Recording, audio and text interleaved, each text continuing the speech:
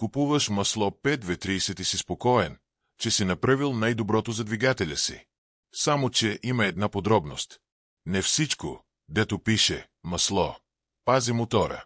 В това видео ще ти покажа как можеш да сипеш менте, без дори да разбереш. Първо, маслата с еднакъв вискозитет може да са напълно различни по качество. Това, което има значение, не е само колко е гъсто, а какви стандарти покрива маслото. Всеки двигател има изисквания.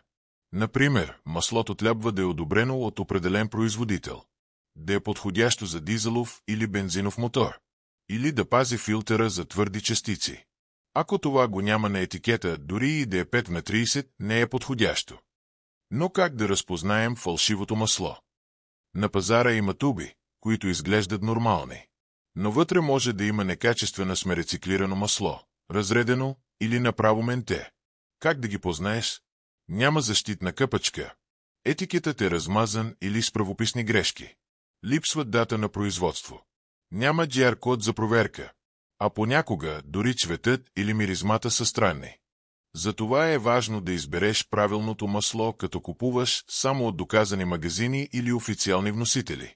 Добрите марки са Mobil, Shell, Motul, Лик и Моли. Но дори и те могат да бъдат фалшифицирани. Затова гледай спецификациите на опаковката, одобренията от производителя, срока на годност и не забравяй, ако имаш дизел с филтър за твърди частици, трябва да ползваш масло, което го пази. Сипеш ли грешното, съсипваш го. Затова маслото е кръвта на двигателя. Не пести точно от него. По-добре масло за 100 лева, отколкото ремонт за 3000. Това беше под капака.